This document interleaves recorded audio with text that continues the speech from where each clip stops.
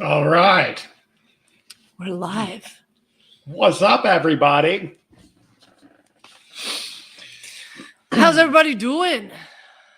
Yes, I am finally feeling better. Thank goodness. That was bad.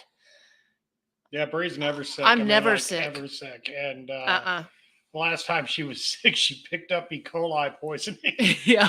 Figured that one out. But, yeah, that one did me in because I didn't know what it was. About killed my kidneys. But no, that little bug going around, it's fierce. I feel bad for anybody who's got it because it doesn't just, you get it and you get over with it. It lingers for about a week. I couldn't do much of nothing. So I am feeling much better. Thank you so much for all the good well wishes. That was really nice of everybody.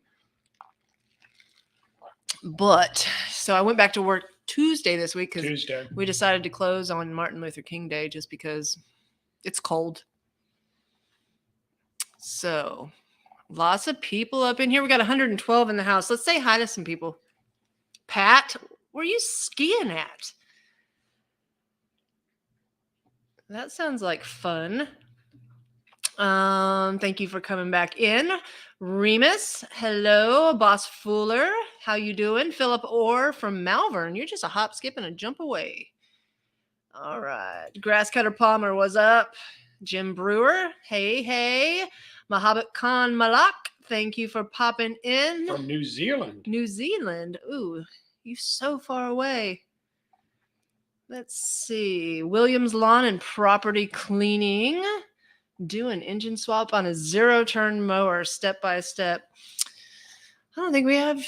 We've got that Cub Cadet that we were thinking about doing something with, but we don't need to swap the engine on that. We need to swap the transmission on that one. Yeah, transmission. Engine swap on a zero-turn, though, is really no different than an engine swap on a rider. It's the same thing. It's 4 bolts, and a PTO, and you put it back on, bolt the thing back down, and plug everything back in, and you're good to go. As long as you make sure that you have your PTO parts back on right, because you will mess up a $300 part if you don't. Oh, I'm going to mess that up. AODH, Ode. Thank you for coming in. Berkeley County Small Engine Repair. Hello. Thomas Hanioki, how you doing? Nathan Rector. Hello. Let's see. We got DNR Small Engine. Scott Morris. West Virginia. Thanks for popping in. Mowers and Blowers. Thank you so much. You're so sweet. JD Bullock. Hey. Lawn Sandy. Thank you. I have my moments. Sometimes I'm scary looking. Pinball, what's up? Everything popped on me. I don't know where I am. Stella's on. Is Stella there? Mm-hmm. Oh, I just lost everybody. Jordan, what's up? John Egan, Joseph Nguyen. I don't know how to say that. I'm sorry. There I am. Tommy Codd. There you were. Let's see. Terry Hudson. Chisel 83 was up from Adelaide. Is that where your sister's from? Yes, my sister. Well, she's not from there. Well, no, yeah, she's from here. Where she's currently living in Adelaide, Australia. She's from the middle of Podunk. Well, no, she's actually from somewhere else. But no, we were born in St. Louis. She grew up in Bismarck, right down the street and moved to Adelaide, of all places. She loves it there, though. Stephen Yakbranson. Thank you. Greg, good morning to you in Australia. All right. White Night Cat, what's up? Okay. Got pot pie at the ready, waiting for the show to start. I love pot pies, but it's got to be a turkey pot pie. Big fluffy kitty. Yeah, we let both the cats in because it's getting cold. It's cold, and they are outside cats because our youngest is allergic, and like very allergic, like almost anaphylactic allergic to the cat, so they can't. But that one wants to come in all the time. Yeah. Like if you open the door, he runs in. and tries to hide from you. So you can't get him back out, but he's a really sweet cat. So. Yeah. So Tommy Hanlon, thank you for coming in. Andy Presley, Scott Johnson, Dell, what's up? Catch Cow, hey. Nate Olmstead, Sam Davis. I'm going to try to blow through these because I get behind and then I got all these comments and people think that I'm avoiding them when I just haven't even seen them yet. So let's see. Gator, if it isn't at least 60 seconds in the barn, I'm not working on anything. 60 in the barn. Yeah. It's too cold to do things outside. Joe Ortiz, thank you for coming in again. Tony Cervantes, thank you. Randy Lucas, North Carolina. Eckhart Krieger, Alberta, Canada. I bet it's cold up there right now. Daniel Johnson, Gumlog, Arkansas. Now, Arkansas has some of the craziest names for places. Toad Suck, yada, yada, but Gumlog, I have not heard of. Yeah, have you heard of Gumlog? No, I don't know that one. I have no idea where you are, Daniel. Irby Croulet, thank you for coming in. Dave, I'm going to mess that last name up, Belizel. Thank you for hoping I feel better. Thank you so much. Brett Fraze, thank you. We got Mr. FUCR. I could say that. I don't know. I'm trying to keep it. Gonna try to keep it clean. GW Denny from Oklahoma. Thank you for coming in. David F. Ken Curtis. Let's see. You got Ken's Outdoor Power Equipment in Illinois. Kevin Goodlad. What's up? Jeremiah Hare. Thank you for popping in again, Jeremiah. GWY Dion 696. Hello, Jonathan Weeble. Michigan MVP, how you doing? Foggy Mountain Man. All right, so we got a bunch of folks up in here. 223 tonight. Already? Yes, thank you all so much. I think I'm almost caught up. Carlos Mueller, no worries, mate. Oh, well, you either come up, Kat, or you go. Kevin Goodlad. I don't know if you mean a email or not, but if we haven't gotten back to you on an email, it's because Bree was off work and hasn't, actually been paying attention to anything for over a week, and we're really, really backlogged. So. No, I was down for the count. This is Khajiit, and he is huge, and he is all tomboy. Tomcat. He goes out and comes back with big chunks of hair missing, and he's awesome, though. Which is funny because he's the most lovey cat ever. We got him. He was hanging out around the shop, and we had to set a trap for him because our shop cat was very mad about it, and he was out fighting. And Khajiit just tried to get away from him all the time, and so we caught him. We're like, oh, wait a minute, this is a cool cat. So we found out that he was kind of inhabiting the cat lady's house up the road, and she rescues a lot of cats and has them neutered and spayed. So whenever we saw that his ear was clipped here, that meant that he was already fixed. So, I mean, she gets their shots and gets them fixed. So, I mean, he was like ready to just needed a home. So, and he's a super snuggle bug. But anyways, wait. Piercy Baldwin, he's the one we were talking about, that Poulan 5020. Oh. Piercy Baldwin, from what you taught me, my Poulan 5020 works perfectly. Thank you so much. Thank you for letting us know that. That's awesome. That's all we care about, is making sure everybody gets their stuff running. It's funny because people's like, why would you want to have this channel and teach people how to fix their own stuff whenever, you run a repair shop and that's going to take away from your business? It's never going to take away from the business. No. There's just people that don't want to do it. And so, I mean, just like dentists are needed and stuff. I'm not, drilling on my own teeth. I'm sure I could watch a video and learn how to do it, but it doesn't mean I'm not going to. So, Cut away from Little Rock. Awesome. Okay, I'm going to see if we can get caught up, see if there's any questions. Y'all, we're kind of short of moderators tonight, so if something slips by, sorry about that. Please keep it, nice. If you are a moderator, once again, please ignore the Crustacean King. That is our youngest son.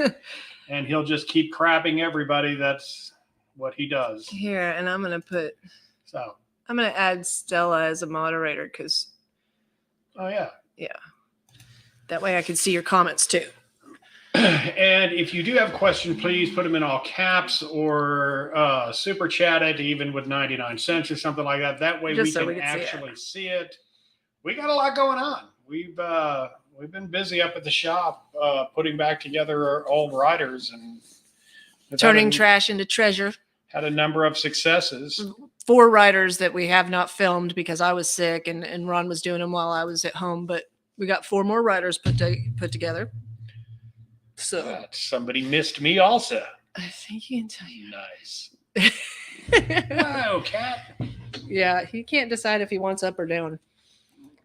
You're not. It's the keyboard. He wants to be on the keyboard. You can't get on it. Here, let everybody see you though. All right. So we hit over 50,000 subscribers since the last time we seen you. Thank you. Thank you. Thank you very much. That's awesome. That is awesome. We're almost hitting 53 now. I don't even know what to say. Yeah. That's just awesome. Yeah. I mean, it's kind of weird sometimes, but yeah. I mean, that's on May 19th.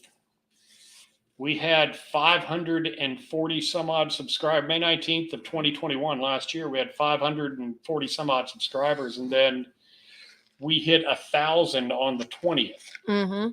And we were monetized on the 23rd. So we've had 52,000 subscribers in 8 months.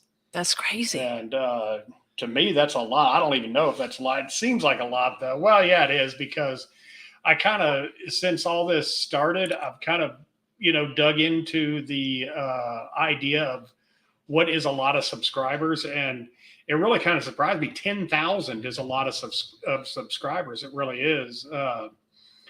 Less than 1% of all of the active YouTube channels have over 50,000, and less than 0.5% have 100,000. So out of 37 million. Joe's got a question. I need help, please. Generac generator starter issues. Have installed all new parts, i.e. batteries, starter, solenoid. The solenoid clicks and delivers power to the starter, but the starter won't ignite. Okay, this is if it's a brand new starter and a brand new solenoid.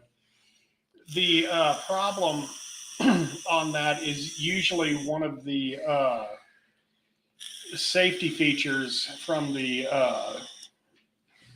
most of the time. If it's a let me get myself together here for a second.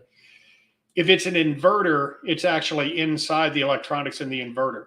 If it is a regular generator, then it probably has to do with the oil switch, which works a lot like an interlock on a lot of those. I'm not saying it's absolutely that on yours, but what happens is the signal wears down from it, and it will put enough to pop the solenoid, but it can't quite get the solenoid all the way up to the top in order to engage the starter. So what you need to do is you need to get on your switch, and you need to measure your power to the solenoid after you've turned the key. If it's below 12 volts, if it's like 10.5 or even 11, well, 11 for a smaller engine is pretty good. But if it's, like down, then you're having a drainage somewhere in between the battery and the signal getting to the solenoid. That's actually a very common problem with solenoids like that, and anything that has any kind of interlock. The wire can degrade, the signal can degrade, the switch can go bad. There's a lot that can happen. But that's the first place I'd check. I'd pull the wire off of the solenoid, put it on a meter, and see if when you turn the key, you're getting the same voltage to it that you have from the battery. Hey, Robert, we have Lakeside Small Engine over our, on the east side of town. Seems like all of the other lawnmower shops in town are on the west side, but I think they are. They are, like all of them. Just us over there. So Action Owl's Awesome Adventures. Well, that's cool. I have to click on your channel and find out what that's about. But he has a question. I have a roper ride-on with a 42-inch deck. Do you have a video on deck alignment and cutting uneven? I don't have one for that particular one, or I don't really just have a deck leveling video yet. I'm going to. It's pretty simple. The different ones level in different ways. So, but there's a kind of a common theme on it. But basically, you have a front hanger, and your lifts are in the back, and you adjust the pitch of the deck between the front hanger and the two lifts on the back of the deck. Usually with screws.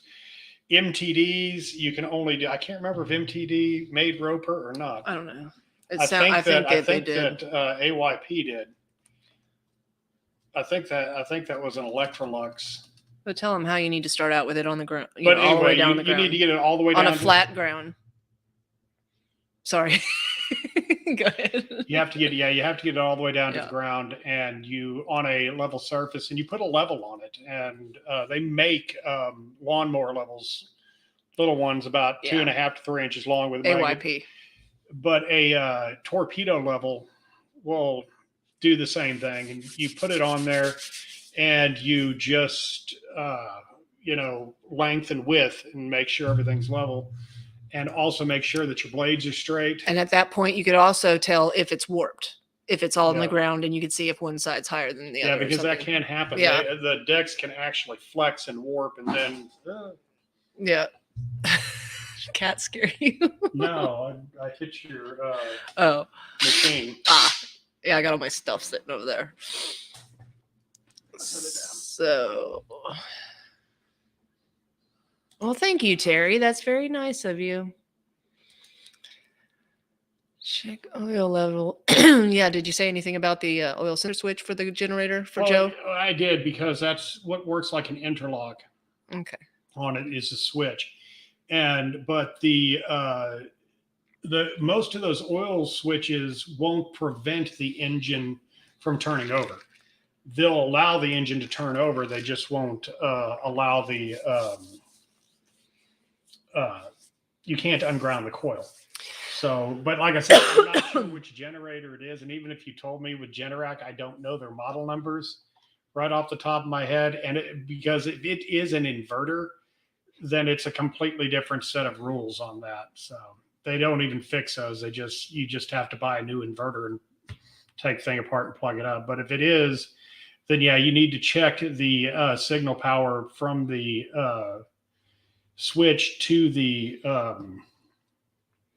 solenoid and make sure you're getting 12 volts down there. Also, if we see we got 281 in the house. If y'all wouldn't mind, hit that like button. That way more people can see this video. Also, if you are not subscribed yet, you will have to be a subscriber for 5 minutes before you can comment, because we have to keep the scammers out, and that's the only way we can do it. So I don't even know what's up with this eyebrow. I don't pluck my eyebrows. I don't do nothing to them at all. But I got this one that's making me look like. I told her that's her COVID eyebrow. She didn't get COVID lungs. She got COVID eyebrow. I feel like I got an evil eyebrow. Like, I don't even know what's going on with it. I can't get it to go away. Okay, it says yes, the voltage. Yeah, okay. You need to have 12 volts there. Sometimes there's a relay involved in between, and you have to find a way to. Usually replacing the relay isn't going to help. Like I said, there's a signal drop somewhere, and you can either replace all of the switches in between, or you can just run a separate wire into your ignition switch and then back down into your starter, into your solenoid, and that works.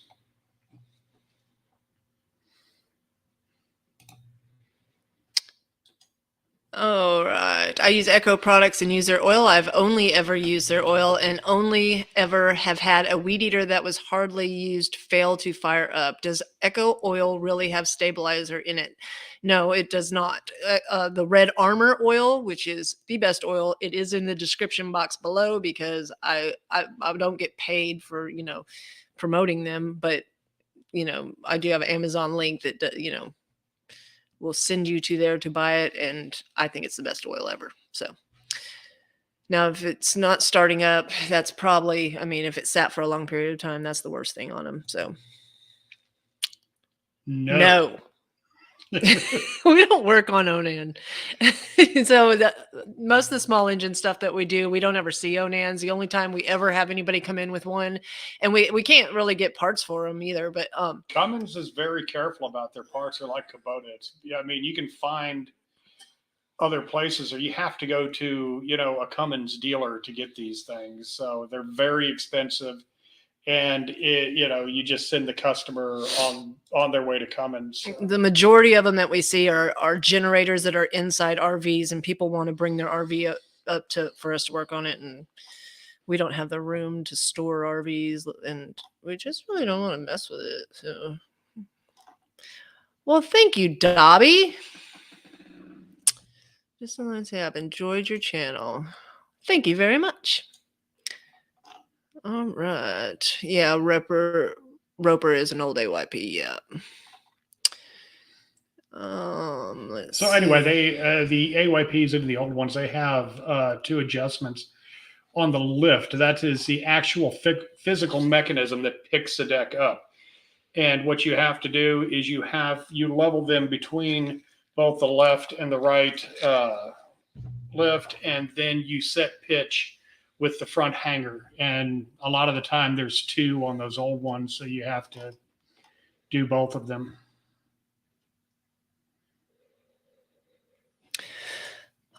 Scat Cat got a nice weed whipper I love, but has sat for 15 years. Will a carb kit make it work as a first start? I love this whip. Okay.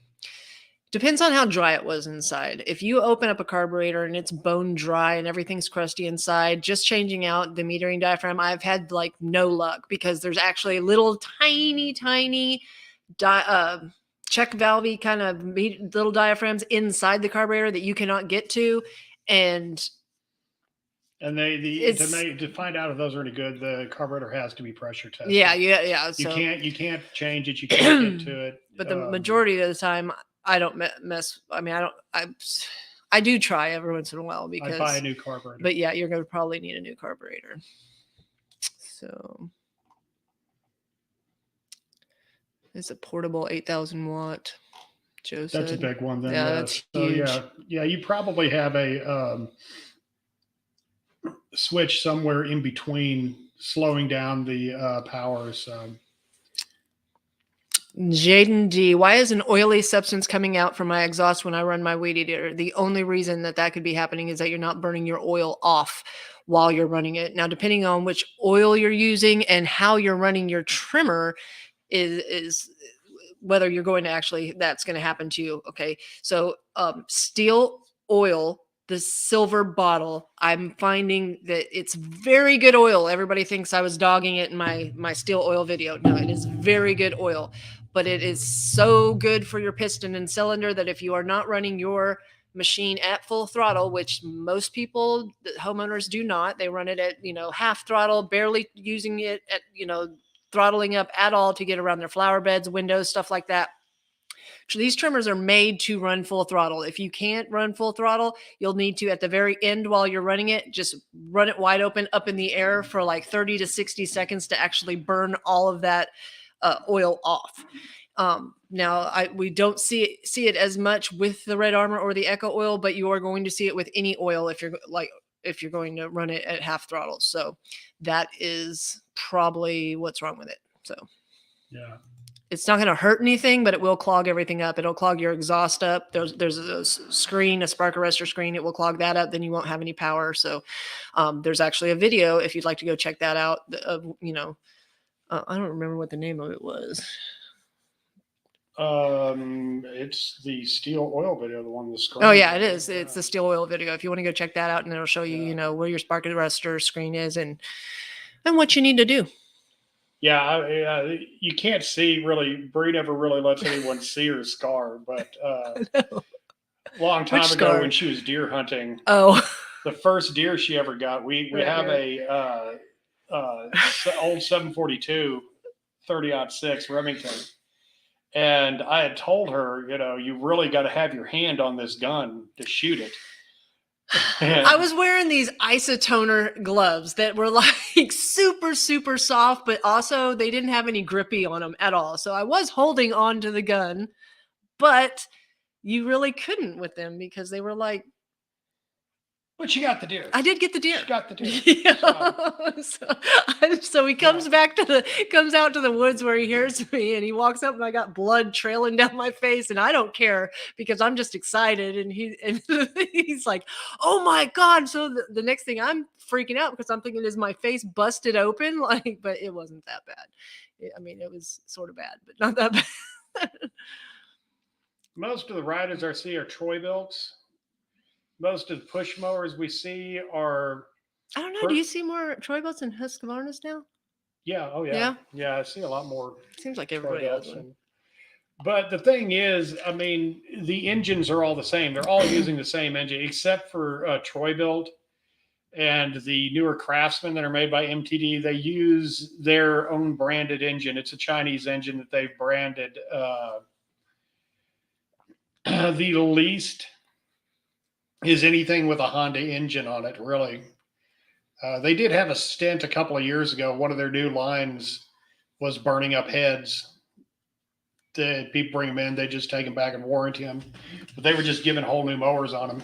The riders with the Honda engines you almost never see for any reason at all. They're incredible engines.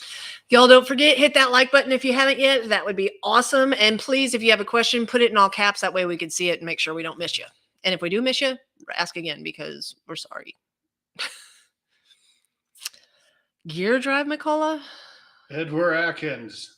Here, go pick that thing up and show it to him. I don't know if I got the strength back for that. Yeah. Well, yeah, I'll grab it. Hold on. Yeah, this is one that we was donated to us. I'm gonna knock you out. I believe that's a 660. I can't remember. Here, get rid of the comment. Oh yeah. Check this out. Oh, it's so heavy. So we're going to. This thing actually. It'll run. It'll run. Yeah. Check that out. We haven't been able to find any carburetor parts for it yet. So no, because the carburetor looks like what, like a motorcycle-y looking carburetor. Yeah, it does. It looks like a motorcycle carburetor. Yeah. You know, it's like a 92 cc saw though, so it's like a motorcycle engine. Yeah, we have lots of McCulloughs. That's one thing that the shop gets tons of because everybody had one at some point around their house, and when they come in and want it fixed, and we tell them how much it is or how you can't get the parts for it anymore, we end up with customers giving them to us all the time. We have another McCulloch over here on the other side of us, but it's about 20-something years old. Yeah, 23, 25 years old. Yeah. It's a 605 AB that was donated. Yeah. I think it's going to run, though. I really do. I think it's going to. We had to clean it up a lot, but yeah. Speaking of the blower video that I just did, I had a lot of people comment thinking that I screwed the owner out of their blower. Okay, I don't screw people out of their blowers. I did give him an estimate, and I told some people that it was 150, but actually I forgot. There was a spark plug, which was $695, and the fuel supply charge, which is to drain the old fuel, put new fuel in it, and then all the things that we use, like paper towels and you know, the placemats and stuff that we work on, that I charged $3 for. So actually, I gave the customer an estimate for $160. That was like $85 in parts, $52.50 labor, and then plus I forgot the plug and the fuel supply charge, but the customer didn't want to fix it. They didn't, and it happens all the time that people that it was a pretty much brand new blower. When you get done with it, the customers lots of times think $160, I can put that into another $329 blower with a warranty. And so I didn't screw anybody out of their blower. I offered it back to, I'm going to sell it for $200. They can come pick and it up he now. can come get it.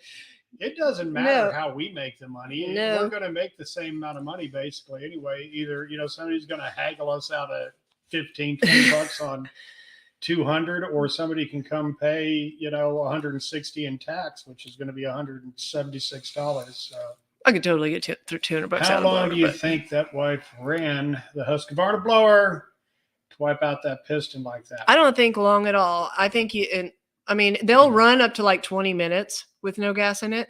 Well, the longest one I've ever seen was a little Echo handheld blower at Echo School. Yeah. When the engineers were up there, and they were doing it to wipe one out to, show us the way that it's a long time ago too. So that was like a 255 to show us how, what happens when it does that. And we went across the street, we got ethanol fuel for it, straight gas. We took it out of the box, we put it together. And when they come from the factory, they have been lubricated and run. So they've already been run like that. And we started it up, and it took just over 20 minutes for it to shut off, to fail. That doesn't mean that it hadn't scored the piston up already. Yeah, but it did take it that long to shut off. And also I don't think it was ran that long at all, because although it was completely screwed up, I mean, I don't know. It didn't mess up enough to lock into the cylinder. You could actually still move it up and down. And I think that, if she would have ran it longer, it would have locked into place. And so the still blower video where the clogged muffler was the issue. My spark arrestor was the culprit, causing mine to run like garbage. Happens all the time. It's crazy. But I mean, during our busy season, during March, April, and May, it is almost every day to every other day that I have an exhaust that I have to clean, because it's one of the most common issues there is, period. So, questions. Do you have a crossword electronic? That's why I don't work on Onan, because you can't get parts for them. No. And I don't know enough about them because we don't work on them. There's still have stabilizer in it. I think one of theirs does. Not the orange bottle, but I don't know about the silver bottle. I don't think the silver bottle does. Yeah. I think the silver bottle is really formulated for their 4-mix. The Red Armor oil by Echo does have fuel stabilizer in it. So, looking for questions. So we've got a couple of riders coming up that need deck work. One of them actually needs body work. She's going to have to hammer a deck out. It fell off of a truck, right? A forklift. It was an old high school buddy of mine. And it runs though. Yeah, we got it to run. We had to put a different carburetor on it, and I think it also bent up the front end pieces a little bit. So we're gonna have to straighten the wheels out. Do some steering and stuff issues for the front. But he was They were moving it with a forklift, and it fell off, and he just went and got another one. Crunched the front of it. Go up to Jim Bauer. Yeah. Jim Bauer says, I have a Husqvarna. I'm sorry. Y'all get on to me that it's in Arkansas, everything gets an extra A. It's a Husqvarna. Okay. Even though, Klaus, my buddy, he'd say, it's Husqvarna. But so he has a Husqvarna 450E. Notice it was leaking bar and chain oil. I had the line replaced, and it seems to be leaking oil out of it. Any suggestions? So the 450, now the line, I mean, if you had your oil line replaced, it's so difficult, because I think that, you have to take that side cover off to actually look behind there and see where it's really leaking from, because it might be leaking straight through your oiler assembly, and they just do it over time. I mean, did you have your oiler replaced at the same time that you did your line, or was everything else? It's sort of hard to do that. A lot of times when people have oil leaking issues, I'm sort of just, does it still actually come out at all in the oil, reservoir like line where it's supposed to come out? I mean, that is a difficult one without it being here. Yeah. And the best that I could suggest to you is, start from the oil tank and go all the way through it, and put everything brand new in. But also sometimes anytime you go to put your saw away, go ahead and release the cap and let the pressure off of it. Yeah. Because the muffler sits over the oil tank for a reason, so that it heats it up to help it flow. And sometimes, it can develop pressure inside and just keep pulling oil through. So, but until you can actually physically look at the parts, it's very difficult to tell. So I just suggest replacing everything. And a lot of They're times, not that expensive of parts. The oil that you buy has a lot to do with it, depending on how good it is. The viscosity of how thick it is actually makes a huge difference on whether it just leaks out while it's sitting there or not. Because if you buy some really cheap stuff, it'll just run through.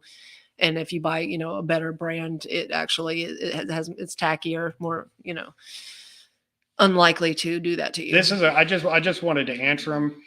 I don't know. And this is another question that if it's not here in front of me, I'm just not going to be able to answer if it's not putting out power, because there's a lot of reasons that it can't put out power. So, I mean, I'm not, some engines you can tell just by what people are saying, but if a generator is not generating, it kind of has to be there in front of you for you to be able to tell what it is.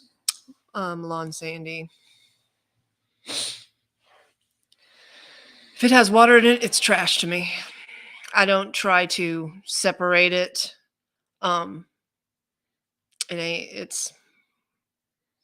seen I think people it's do cheaper it. to go buy, ethanol-free gas is what, I mean, honestly, that's my opinion. And if you can't get ethanol-free gas, don't buy a lot at a time and just use what you have, because as long as you're going through it, it's not going to change anything. I'm sorry, I don't even think I read the second part of the question. I thought adding water. I was thinking water in the fuel. Yeah, no, I wouldn't add water in food coloring and do that. I mean, I guess some other people have done it, but it's not. Yeah, you can. You'll never get all of the alcohol out. I don't think so. It's just a matter of chemistry. You can get some of it out, but you're still going to pull a lot of gas out with it. And every time you do it, you're going to pull more gas out. And so you're just wasting gas. As long as you're not storing ethanol fuel, then it should be fine. I say should because some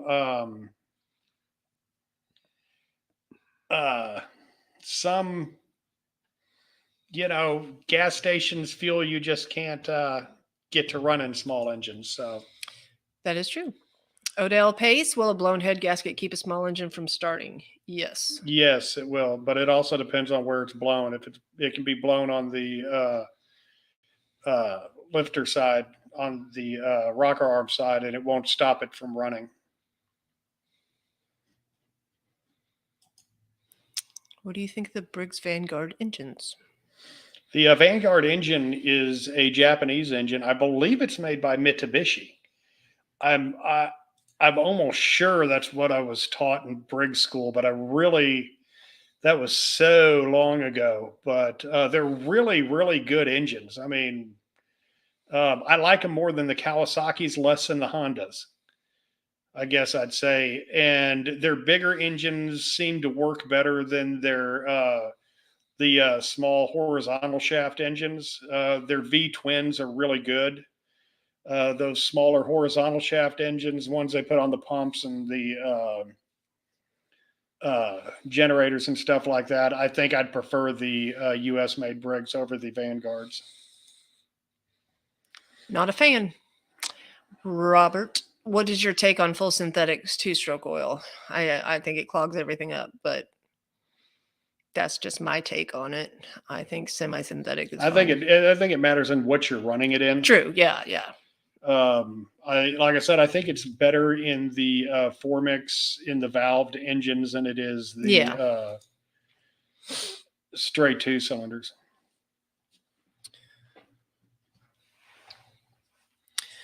Don't forget, put your questions in caps if you have one. That way we can see it. Also, you have to be a subscriber for 5 minutes before you can comment. That way we can keep the scammers out, because we get some really nasty people that will pop in and say some really nasty stuff. So that keeps them out.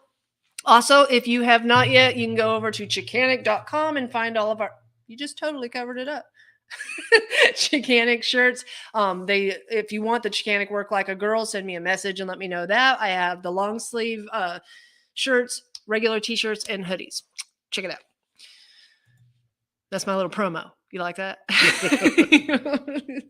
Now back to it. That buys our the Crustacean King Legos. Yeah. He's our shirt maker. Yeah. Yeah. Oh, is it still FS85? Good brush cutters. Still FS85 was one of the best trimmers ever made in ever, period.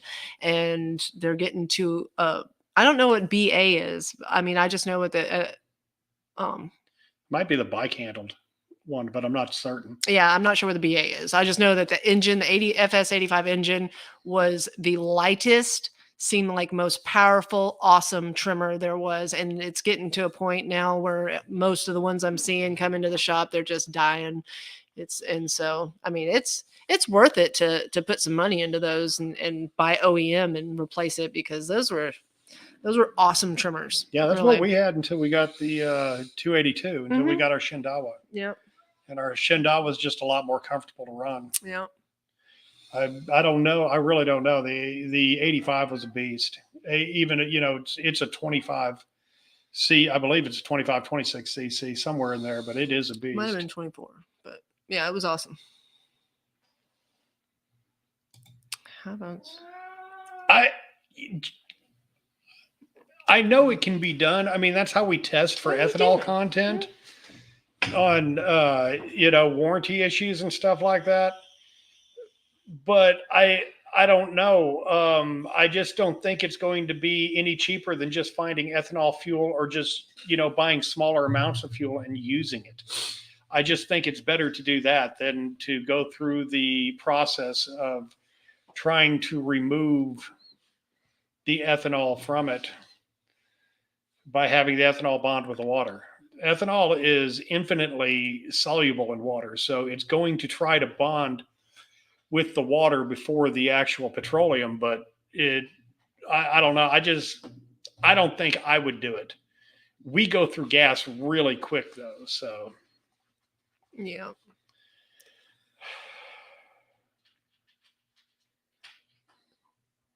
Oh, click on Michael's probe.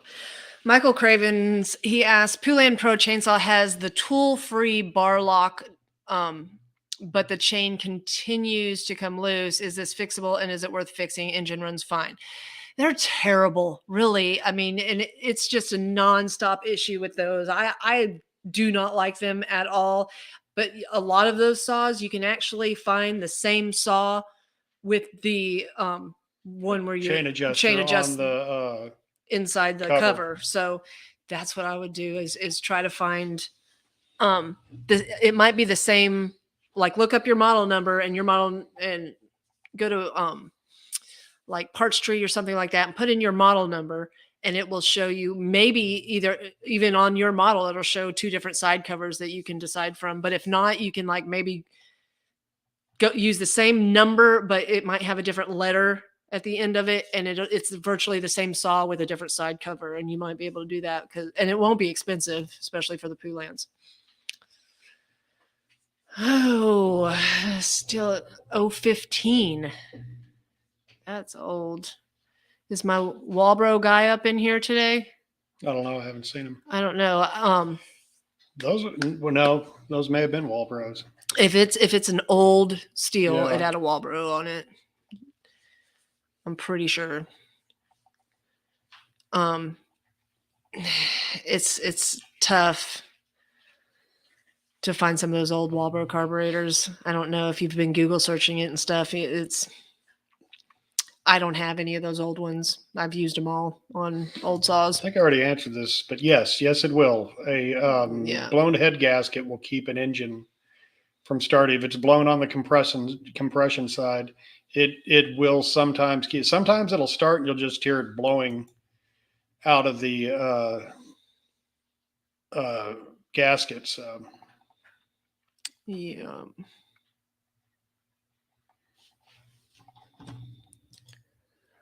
Lisa Hardy, thanks for your uploads, Bree. You've given me the confidence to go fixing my small engine machines. Good. That's what I want. Thank you so much for letting me know that. I think I say it every time that we come on, but this is going to be a very important field over the next 20 years, small engine repair, because they're trying to make small engines more and more rare as they go. And so people are going to be looking for more and more ways to hold on to older. But even just over the last 2 years with the entire COVID thing, there wasn't equipment to buy. I mean, still, we went to Lowe's today and they don't have a single rider on the property, like at all. They have nothing. They don't have any zero turns. They don't have anything.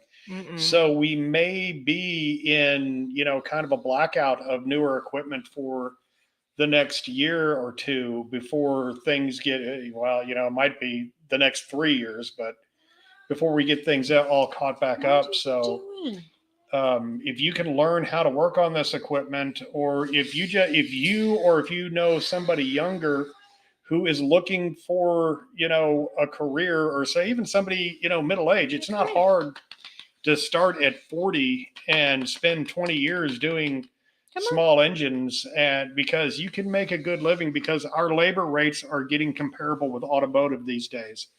So, I mean, you're not going to get rich, but you can make a living. I mean, you can make a really good living doing this. Yeah, it's a lot faster to fix a trimmer than it is a car, but yeah, yeah, it is. So you can do a lot more trimmers than you can cars in a day. Yes, Tom, that's exactly why I don't work on Onan, or Ron doesn't work on Onan, because although, even if you can get the parts, $125 for a carb float, it's crazy. So, an XL 125, I don't know. It's the same question from earlier. Oh, same question from earlier. Yeah.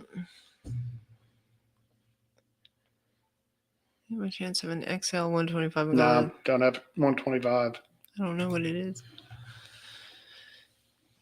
So, let me see.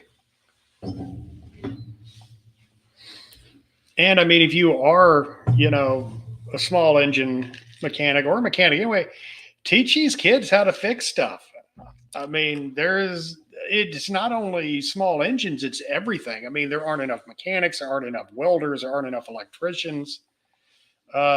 Pushing 4-year colleges, which 4-year colleges are fine. But the trades have been neglected over about the past 20 years, and we really need to start putting them back together. Cat's attacking her foot. Stop. I can't answer that because we're not a Kubota dealer, and I've never worked on one of their diesels before, and I don't have that information. I apologize.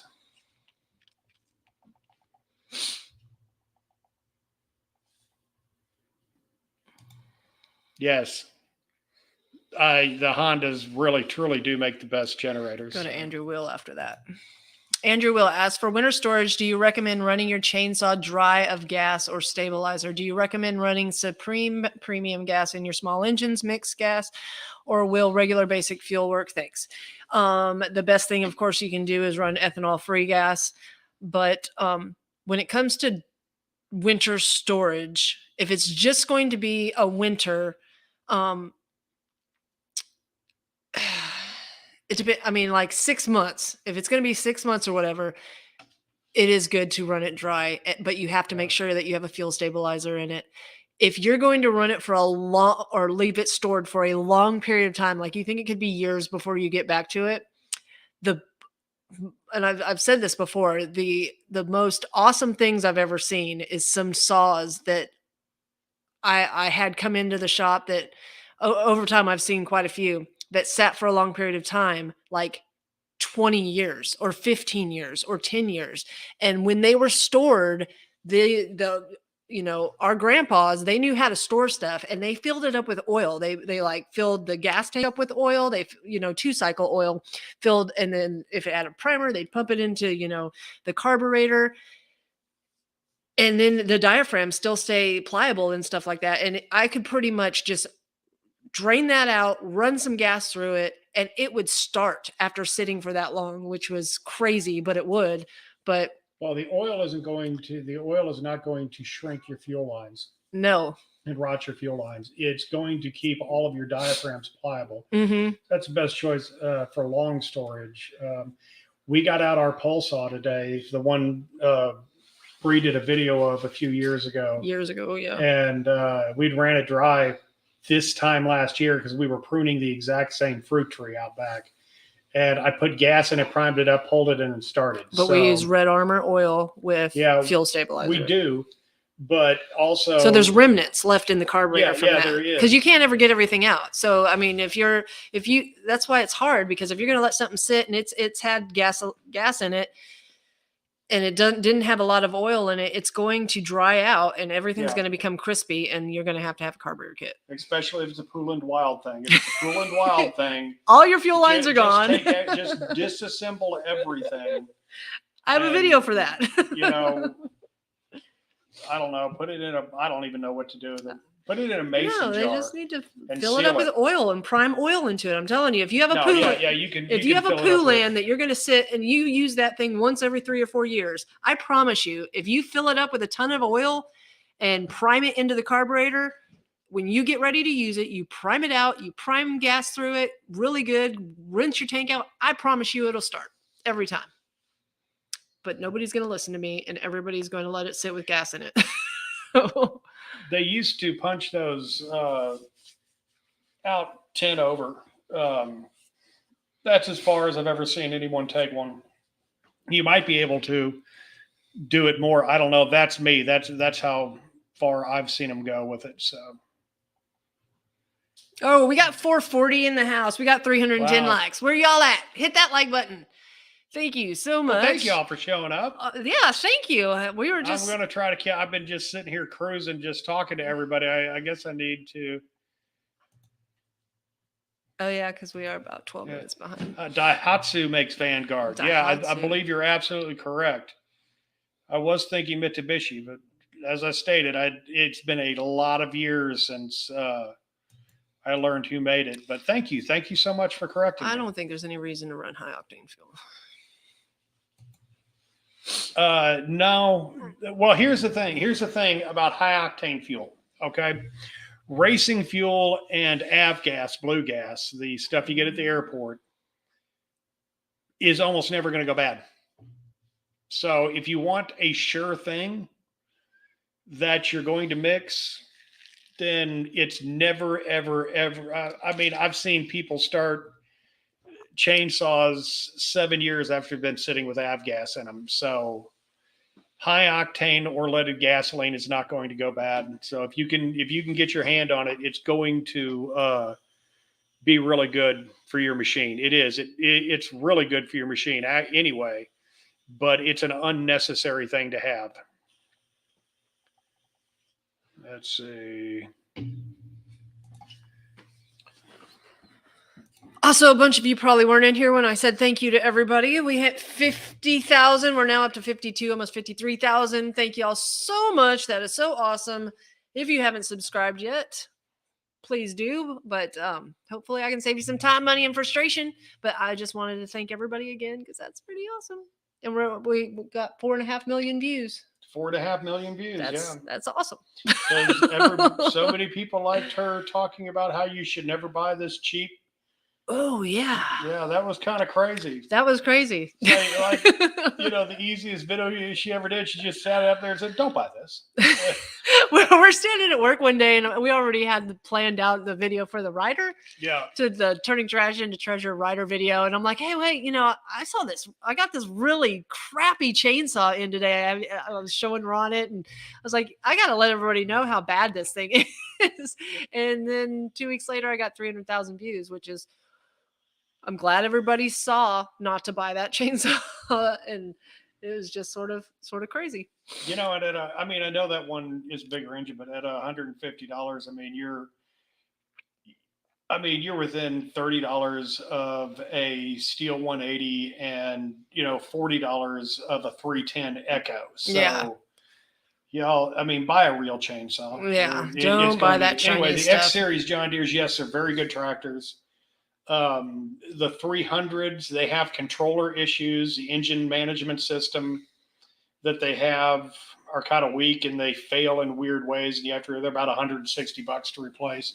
But other than that, yeah, they're really good tractors.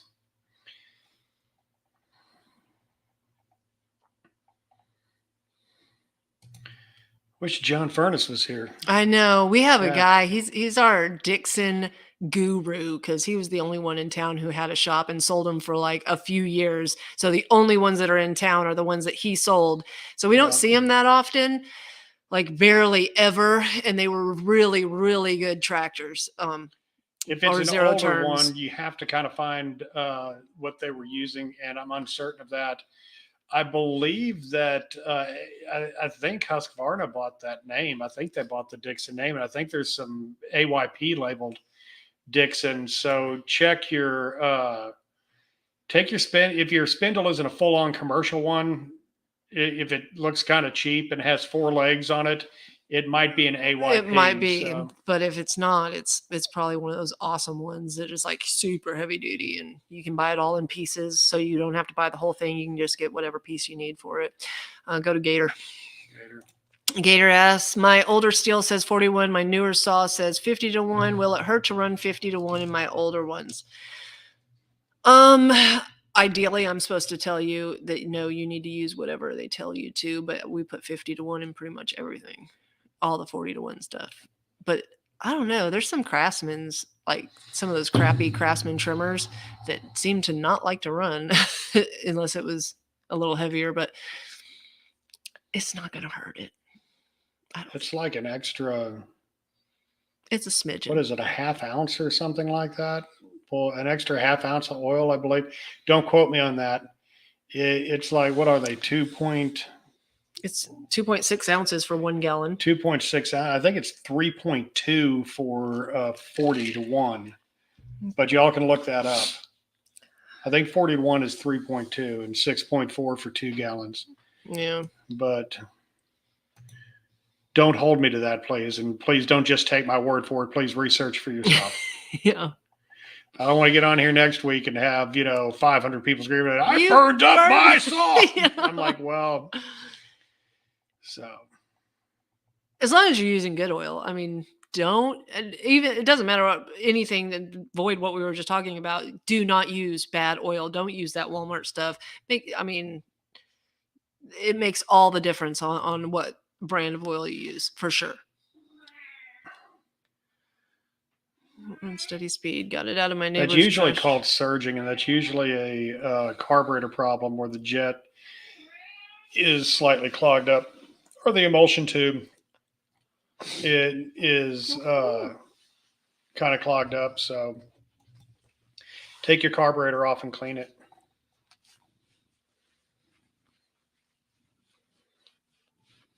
Oh, you're sweet. I know. Oh, never ever. Right there at the top. This one? Mm-hmm. Never over. Never over. I want to get into working on small engines. Which machine should I start on without schooling? I mean, those 2 cycles are way easier than anything. They're just small, compact, easy to get to everything. Yeah. And there are videos. Whatever you can find. I mean, whatever somebody will give you for free and you can just get your hands on. Just get whatever. And there are an enormous amount of online resources that you can go to. I mean, you can go directly to Briggs & Stratton. You can go directly to Echo, and their Echo has a lot of training videos on YouTube, and there's a lot of people out there that will show you the individual. But you can also get books, just small engine books from Amazon, or if you have a library card, go to Hoopla and look one up. They're all over the place. And in my description box below, you can find all of the awesome YouTube channels that I highly recommend.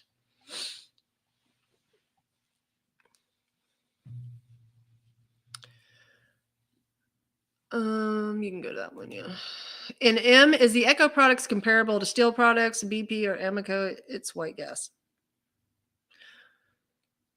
I don't know what the BP or Amoco, it's white gas means, but the Echo has Well, BP and Amoco are oil companies. Yeah, I don't understand what it means for. Are the Echo products compared to steel? Yes, in certain categories. Yeah. They're very comparable.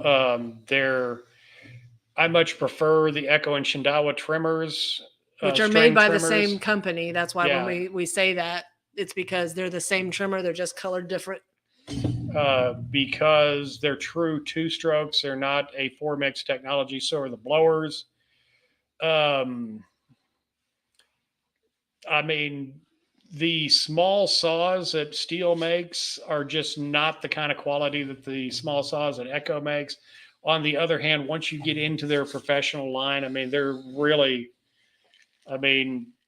it's hard to compare anything else to those big Steels. They're just awesome. They're really good. Yeah, they're way better than everything.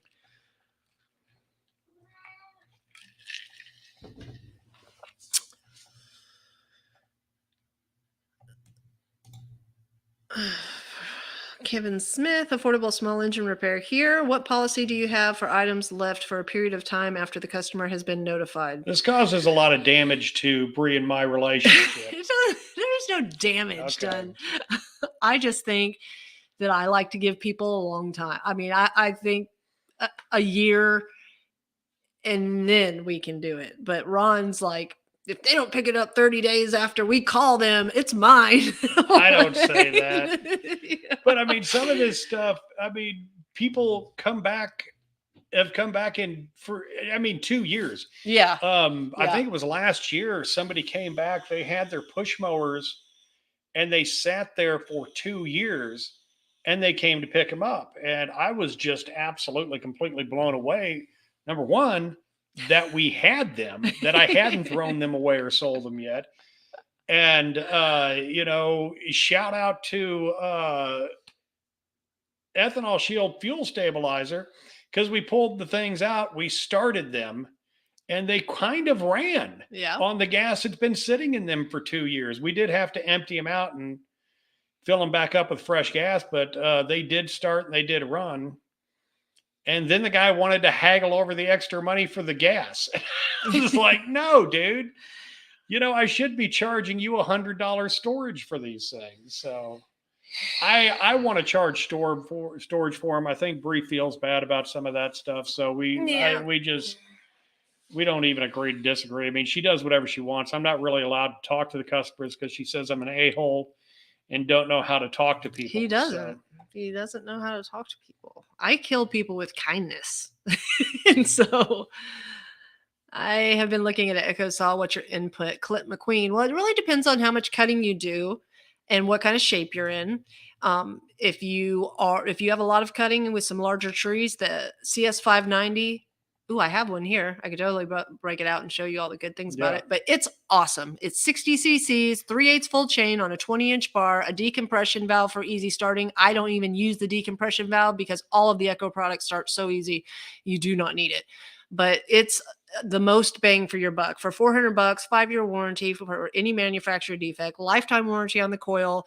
I mean, it's the saw to go. Now, if it's too big for you, because it is quite a large saw, the CS 490 is a bit smaller. It has 49 cc's of power. It's 349, and it's got the next step down in chain size, which is 325 pitch.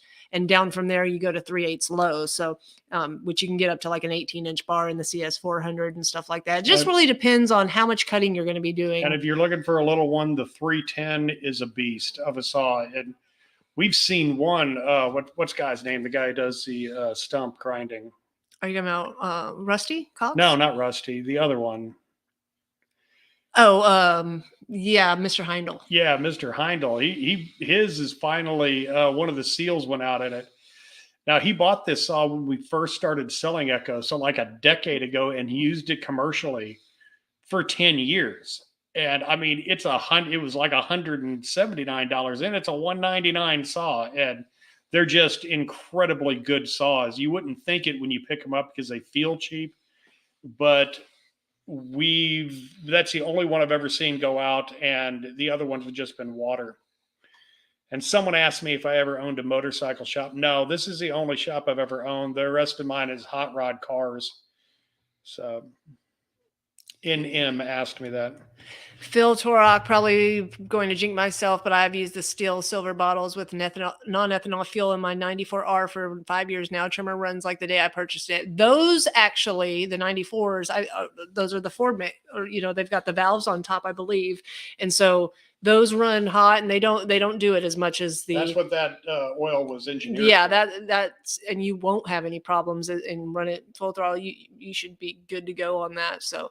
Yeah, you won't have any those. It is good oil. I'm not knocking it at all. It's just on the, the 2-stroke stuff that if people run it at half throttle, they will have issues with it. Jaden D. Yes, the clutch is on the 85's brake. The clutch is on all the steel trimmers brake. Yeah. They have they have a clutch issue. It's one of the most common things I replace on the steel trimmers. David Bohannon, how many mechanics do you have at your shop? Also, if you have not yet. Okay, so me and another lady on the front counter, we fix all the 2 cycles that come in. We have a small walk behind trimmer guy that does all the generators and walk behinds. And I do most of the riders. Ron does all the riders, and Alex helps me out with the riders. So. And then our son is learning right now. So there has previously always been 4 of us there, and then we're working on a 5th. So and y'all, we're about 20 minutes behind on the chat looking for questions. So if you put one on there, please be patient with us while we kind of get to it. Yeah, sorry about that. Also, if you haven't yet, hit that like button so everybody else can see this video. So how many people? 449. Wow. Awesome. That's the most people we've ever had on at one time on a live. This is awesome. Thank y'all so much. Free. Okay, I'm going to talk about this real quick. The muffler mods. Okay. Because I see this a lot online, and I understand the theories behind it. And honestly, they make your chainsaw sound really good. They do. And the only reason I know that is because somebody brought a saw in with a muffler mod on it.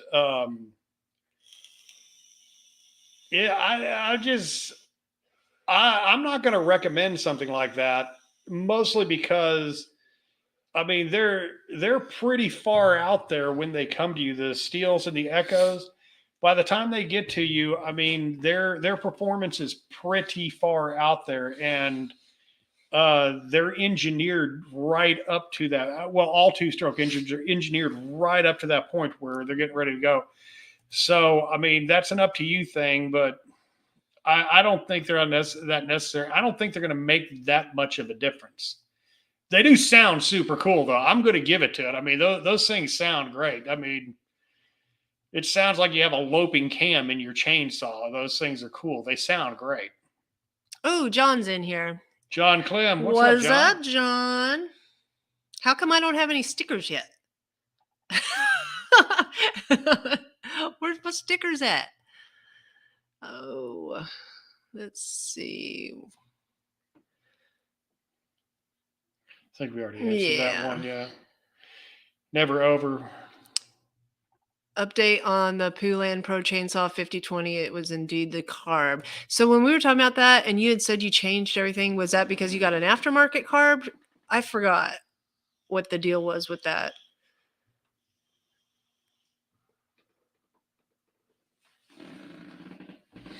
I can't remember either. But you said you were going to get a new one, and I think you said it was running good, so. Yeah. Dale says he's at $85. 85 labor rate. Yeah, we went up to 80 this year. We were at 75 and we went to 80, which meant most of the things that I do, if I'm like doing fuel lines, carburetor kits, fuel filter, plug, air filter, all that kind of stuff, I would charge half a 75, $37.50 because it took me about 30 minutes, as y'all saw from the video. Some sellers do put Echo equipment on. Echo doesn't put Echo on Amazon. But here's the thing about buying it from Amazon. If you're buying it from Amazon, or if you're buying it from Sutherland's, or if you're buying it from the Home Depot, they're not going to do what the shops are going to do like us. We're going to, put fuel in it. If it's a chainsaw, we're going to put oil in it. We're going to start it. We're going to make sure it works. Yeah. We're going to register your warranty for you, and you're always going to have us there to take care of the equipment. That is the difference. We're not going to send anyone else away. If they bought it off of Amazon, we have repaired an 8010 70 times so by a guy who decided to go online and find one instead of wait 2 weeks for us to get one. But when you have a connection to a shop, they're going to take a lot better care of you. But no, if it's Echo, it's an Echo piece of equipment, and it should be good. Matt Porter, any tips to lock a speed feed together or just buy extras?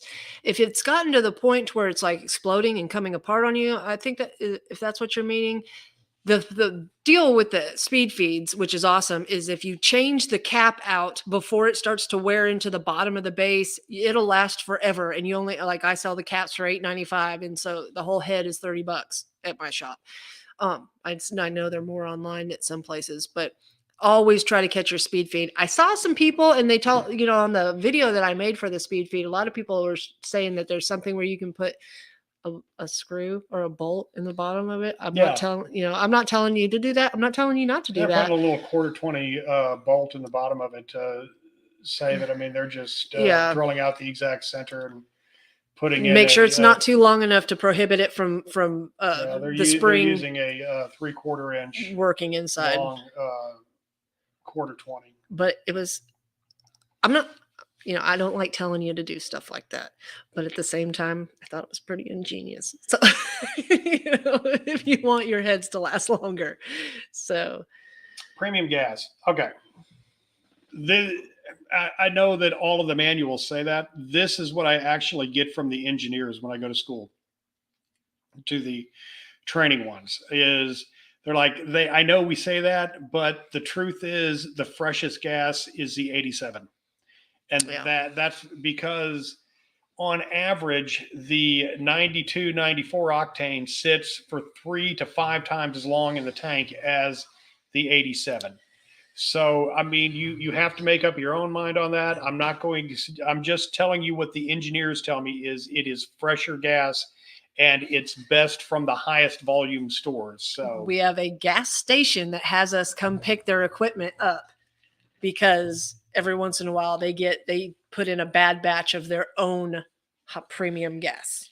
Yeah. So, because it sits for so long, because it costs more than the rest of it. Yeah. And so, I mean, you all make your own minds up, but be careful with it. Mm-hmm.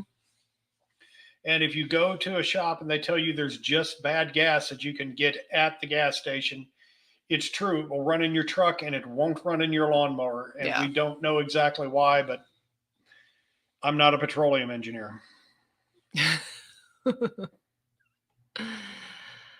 Oh. Why am I doing emotion? No. You gotta be careful with our child. Our child is unbelievably intelligent. Like, he can solve a Rubik's Cube in like 15 seconds. 15 seconds he's down to now. So, a Rubik's Cube in 15 seconds. He's got the 3x3s, 4x4s, 5x5s. He's like, I need a 6x6 because everything's coming in down. We're like, whatever, dude. Yeah. Keep that voodoo away from me. He's working on learning origami right now. He's awesome. Well, good night, Skate Cat. Thanks for coming in. Startron. NM. I don't know. I haven't used it.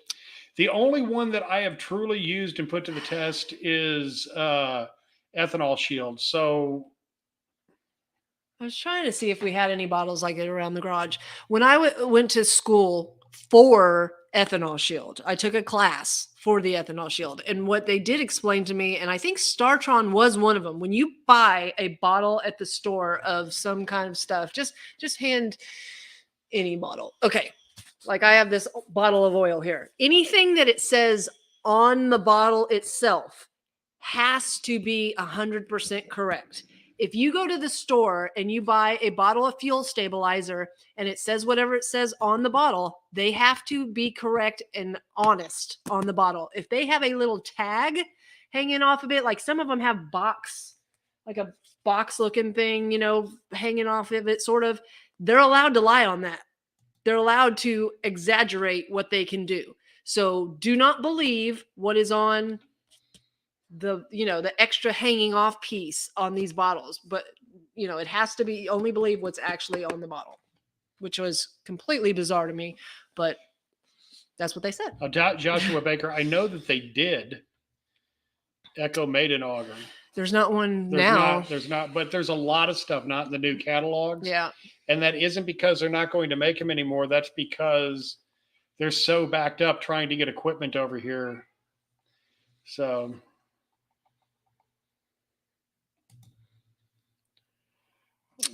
Thomas Atkinson, your John Deere video on deck repair helped me a lot. I am rebuilding mine while the weather is cold here in North Texas. Thank you.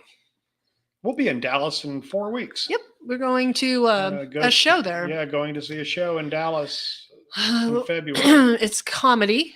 It's the first time we went to Branson, but it's the first time Bree and I have been able to get out since COVID started. And one of the people that's going to be there is Steven Crowder. I don't know if any of y'all know who that is, but he's going to be there. David Landau, that's who we're going David to Landau is putting on the show. It's a comedy show by David Landau. But Jaden D, we don't know why they break. We don't have any idea. We just have to replace a bunch of, not only on the FF85, but on the 111s, the 110s, the 94s. Yeah. I don't understand it, and they rust very easily. They do. Also, so. Whatever metal they're made out of really rusts really easy. It's sort of odd.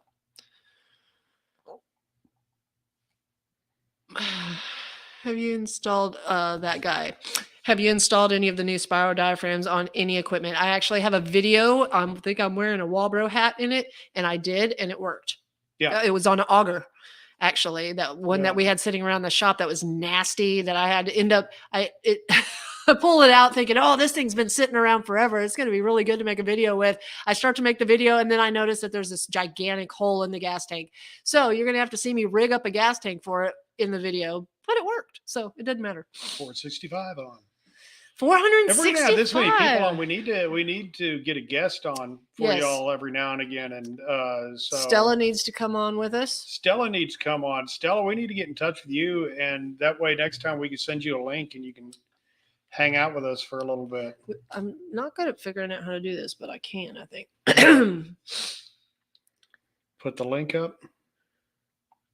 Yeah, I can figure it out probably.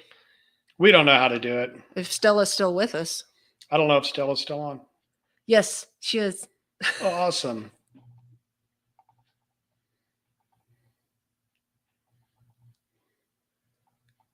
I don't know. I'll figure it out. So Stella, yeah, you'll have to come hang out with us on the Get On With Me. Hold on. I'm going to figure it out while you do that, okay? Okay. It's $4,500 for a well-maintained John Deere 425. I guess that's up to you. I mean, honestly, with a front-mounted snowblower. See, that's something we have no value down here. So 425s are good machines, though. They're really good machines. So, yeah, I mean, yeah, that's within range. I think I figured it out. Stella, if you want to join in, you go right ahead. If you don't want to, you don't have to. But we can't hear her. Oh. You'll have to go get the earpods. Yeah, we'll have to figure that out.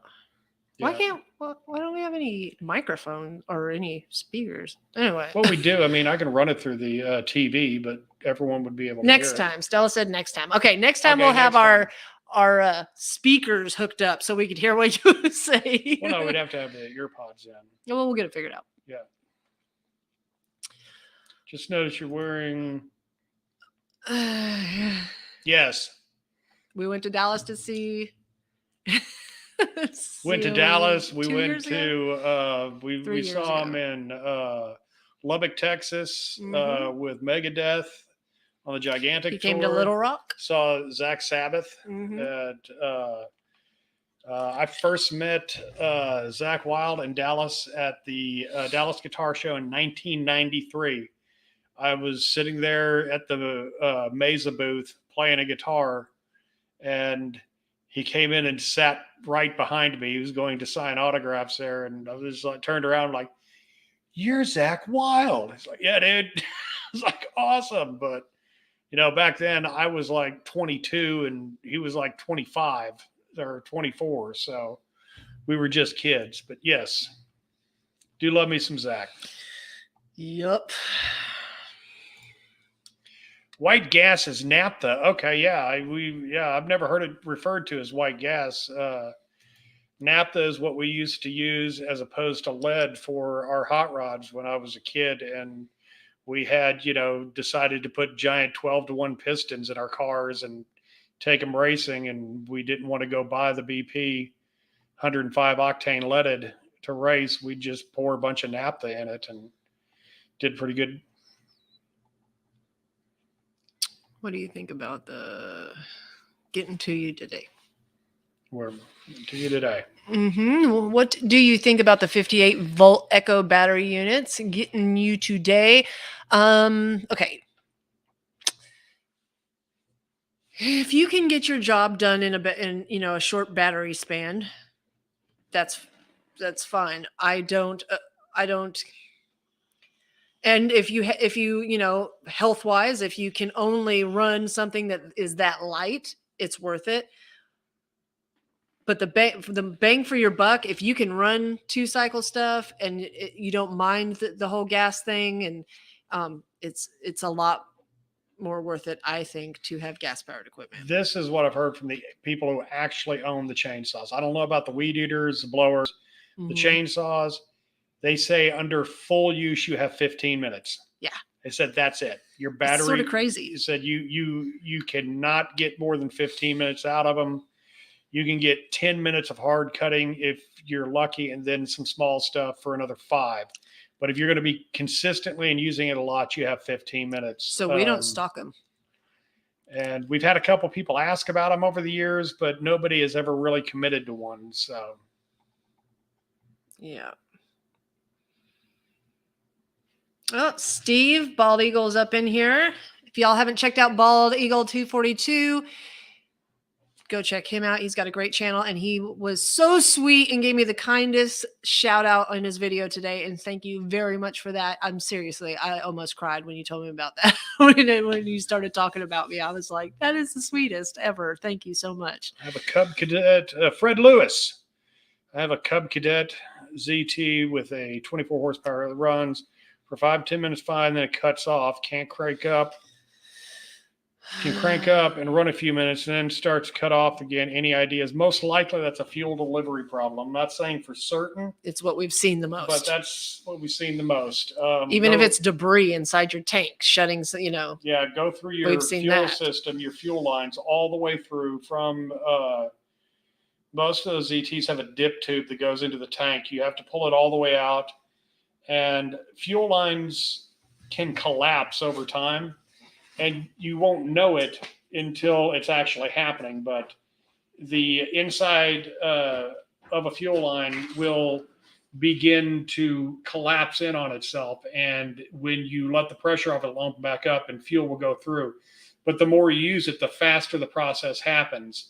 That's one reason that it could be happening. Others, there's a lot to that. If it will start right back up, though, it's probably not a coil issue, a compression issue. It's most likely a fuel delivery problem. And she's gone. Just like that. All the plants are going to die.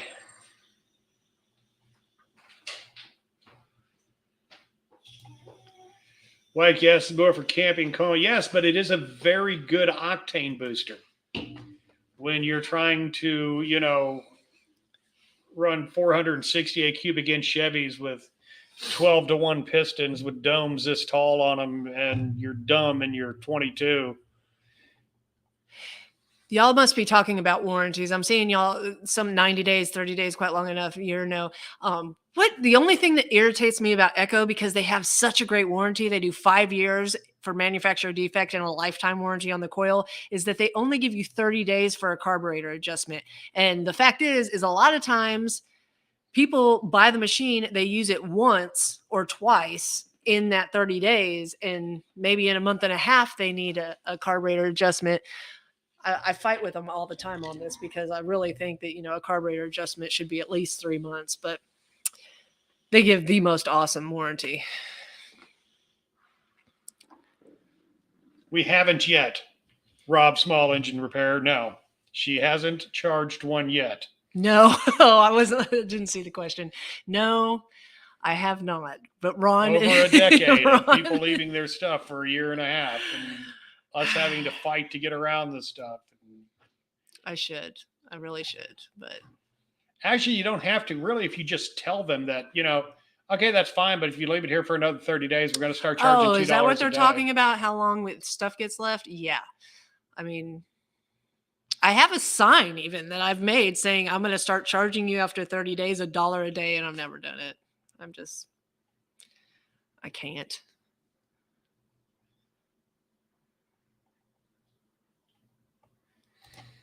That is correct. Those Kohlers used to have different coils on them, and they don't make them anymore, and you have to replace them. You have to rewire your setup. Thank you, Tim, for reminding me about that. Yeah, I'm changing the ones out on our 30 horsepower on our Super Z before I've got the coils in, and for no other reason. They work fine. It's just, they're going to go out. These things are going to go out, so you might as well. But you're right. They can act like that. They can just shut off. Also, I want to take a second to thank a couple people, and I was waiting to see if I saw them on here, and I haven't yet, but if they do pop on later and watch the video. First, I want to say a thanks to Mikhail for the beanie. That was awesome. I don't have it with me right now because I keep it in my car because I wear it to work. And then also to Dave, who, check this out. Dave got me the 3/8 impact sockets. Oh, yeah. Off my Amazon wish list. Thank you. I'm going to put those to great use, and Ron doesn't get to touch them. And then Dave also got me off my Amazon wish list the 30 bin parts rack wall mount. Check that out. Oh, yeah. I can't wait to put that up. So we are building a shop here at the house.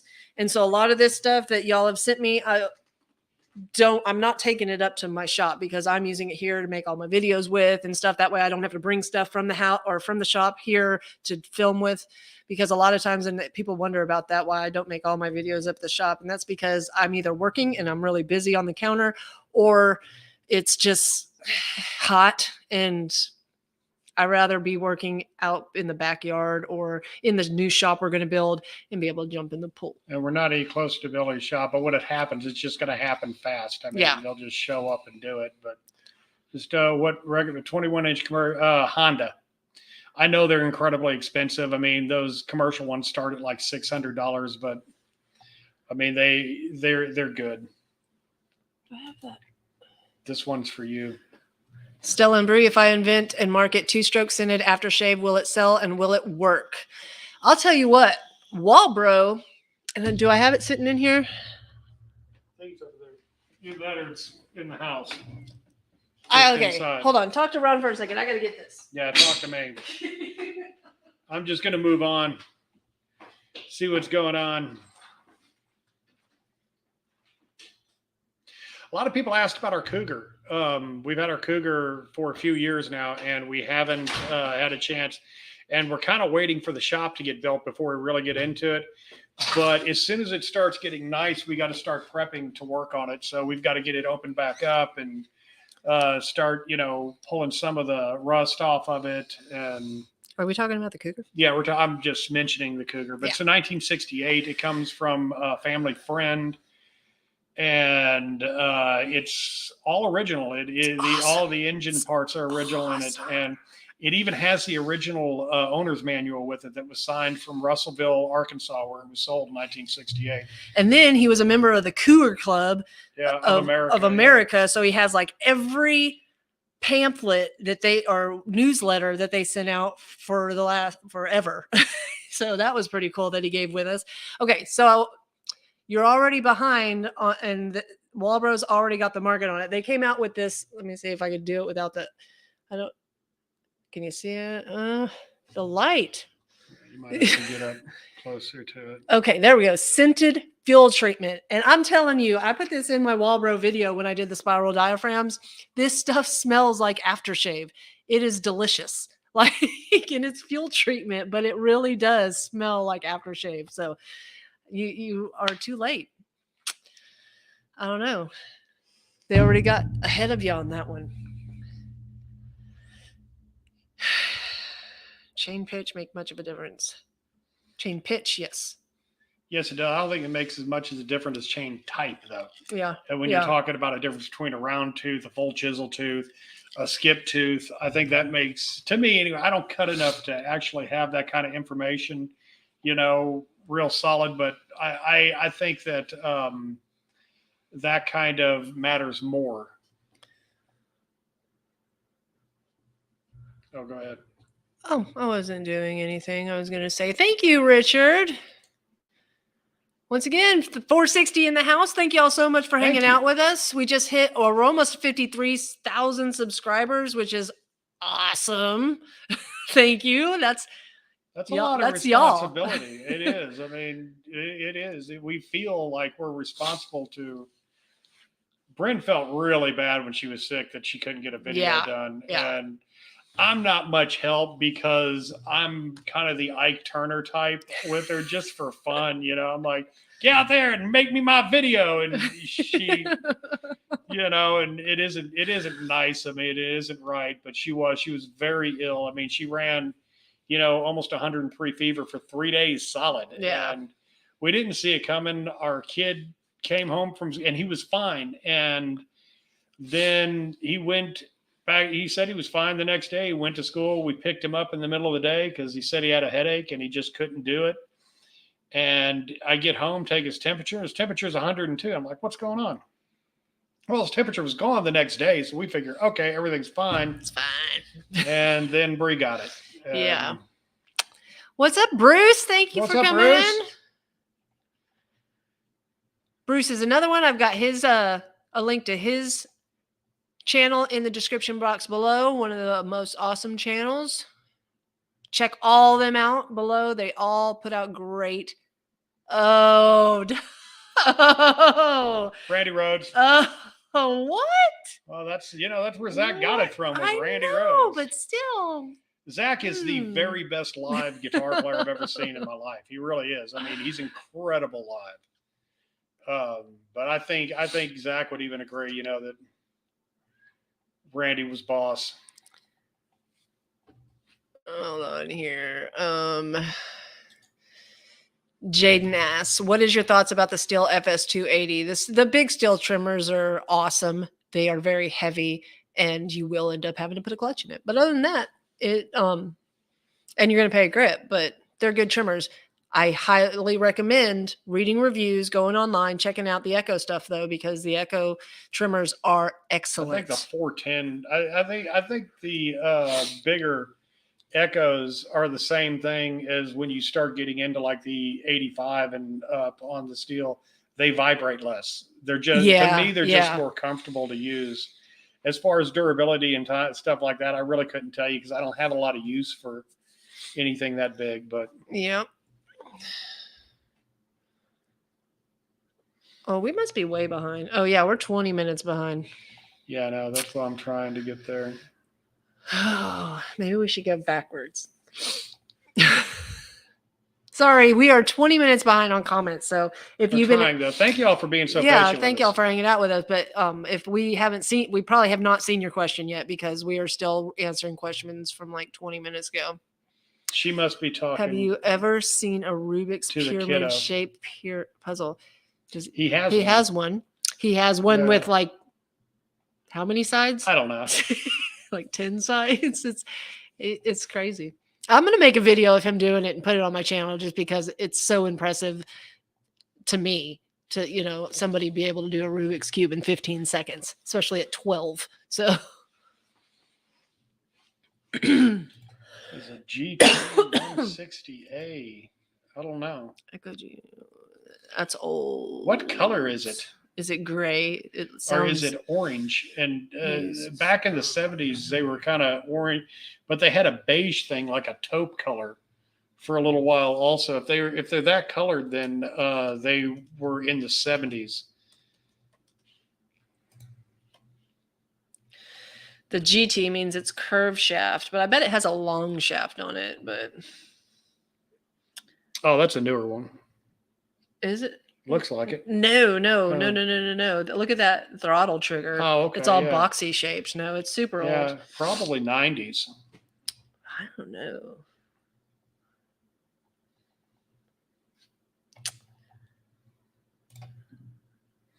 Come to Conroe and we'll feed you some good old Texas. Heck yeah, dude. Yeah? Yeah. Do you have a restaurant? Or are you just talking like coming over to the house? Tom Butler. Why? We don't know what to do. I did send Mower Medic a message, Jeremy, to tell him we were coming that way because he lives out there. But he didn't respond back. So I don't know if he hasn't seen that message or if I need to send another one because we'd already talked about. We almost did. Corpus Christi, we were looking into Corpus Christi to go over this last Thanksgiving because we're usually in Mexico over Thanksgiving or have been for the last few years. And we haven't been in the last few years, but we were thinking about Corpus Christi. I want to go down there and go fishing though, because I love to go sea fishing and I don't get to. So that's our fave. Yeah. We actually have a video of me fishing out in the ocean that we need to post that. We'll put it on the Facebook page because it's super, super funny. Ron's going total Australian accent on it. She's a Sheila. Oh yeah. When we were out with Jose, yeah. Mm-hmm. Or is it one? No, it's Jose.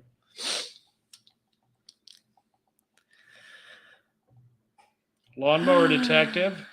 We're fine. What's up? Thank you.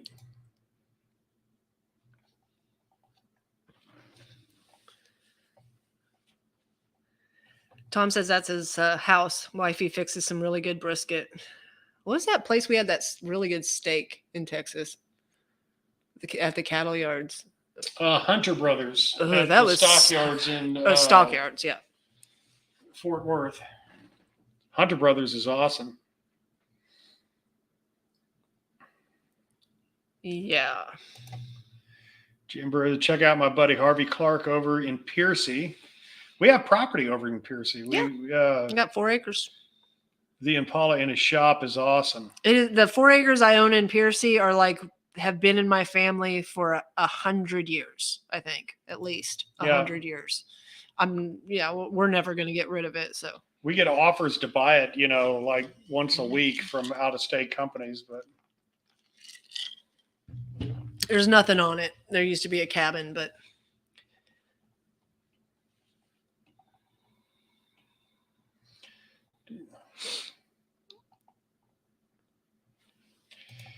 California is pushing all battery-powered lawn equipment. What a deal! Yeah. I think the biggest problem with that is without leaving at least a limited market. I think that they should have went incentives first to go to it and make sure the technology is actually going to be viable for people in the industry, because I believe they're opening themselves up a black market through Nevada and Arizona really bad. And I mean, they're going to have people jumping the border to pick up equipment and come back over and sell it, at a hell of a markup. So that's what I believe in. I think that's what's going to happen.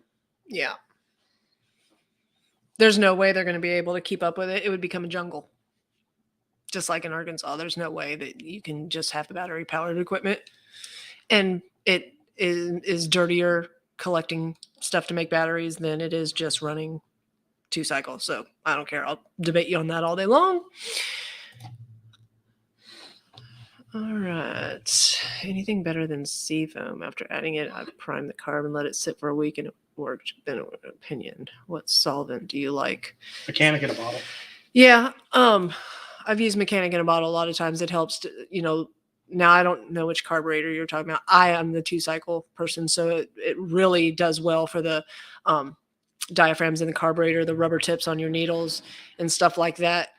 But I really don't use it because I just fix things. So I tear everything apart and replace, you know, whatever parts it needs because it's just faster for me. It's the only time I do it is when it's like something where I can't get parts for it. It does work for the right application. I bet the seafoam stuff does too. I've never tried it though. So I don't know anything about seafoam. Well, they make one that is for that to rejuvenate and everything, but I've never used it, so I'm sorry. I just don't. It's because our boat guy told us not to put it in our boat, so we just never Did ever. You see his...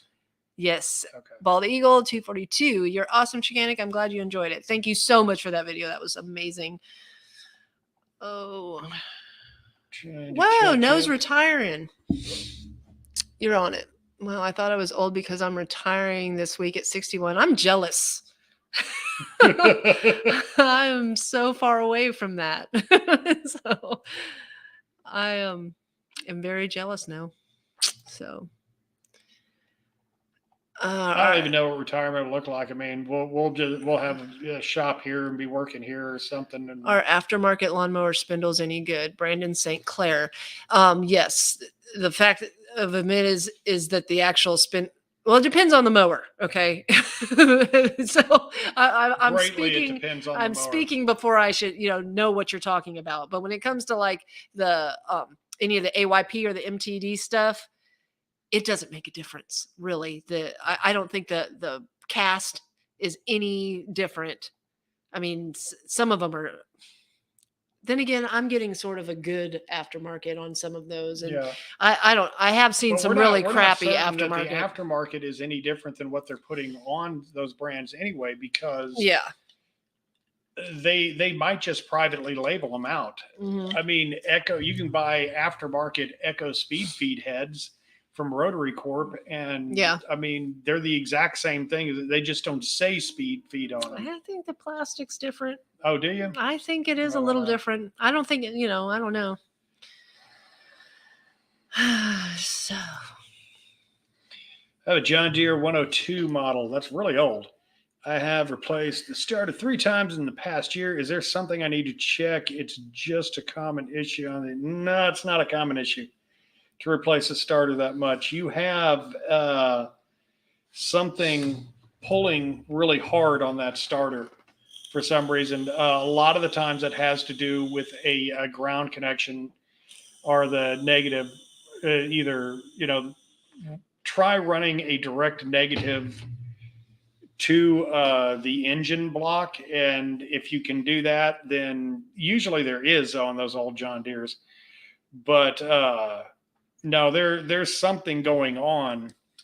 And if you have an amp probe, check and see what kind of amperage your starter's pulling.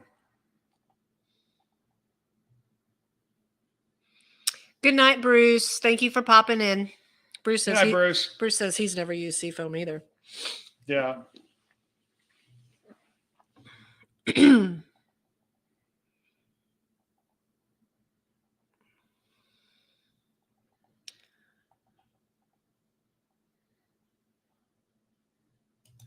And you're going to get, an aftermarket spindle at a much cheaper price. I'm sorry, I'm reading comments over here. So, okay, welder skills. So, like, I'm watching your video on my TV and my phone at the same time, and I've got your voice synced at the same time.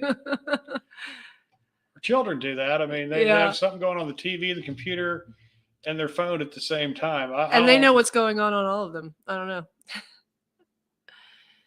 So we haven't sold any of the equipment that we fixed, turning trash into treasure around the shop yet, because I sort of want to make a video showing what all we have. Ron doesn't want to put it out until spring. I think it doesn't matter, that we could go ahead and put it out now and just stick at the price and not worry about it. I think it's going to sell anyways. I've already had people wanting to buy the backpack blower on here, but I'm like, I'm not shipping it. But oh, let's see.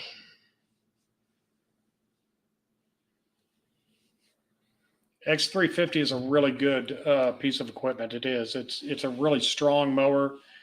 Has a really strong deck. Has a completely different deck than the 100 series. So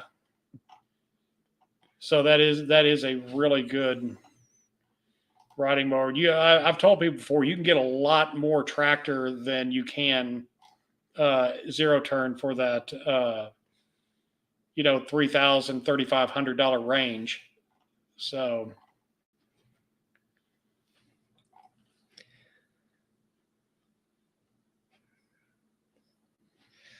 what are you looking at? Oh, I was just looking. George Milstead, I have an Echo SRM 200DA trimmer. The tank is no longer made. Is it possible to retrofit a tank from another model? Enjoy your videos. I actually have some tanks that have been sitting on my shelf forever.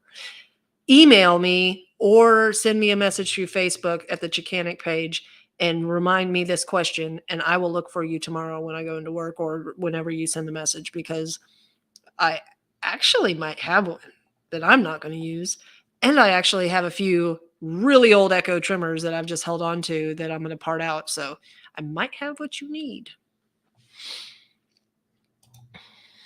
Let's check out the Steel Mix 4Mix cam gear cover for the newer series. It has a catch goop to direct more mix into the cam loop, reducing wear potential. I haven't seen one yet.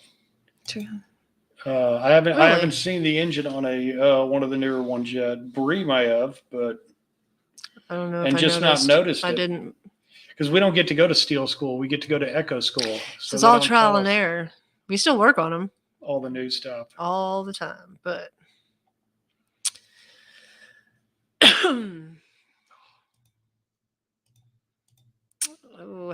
Carl says, have a Poulan chainsaw. Is the cord easy to replace?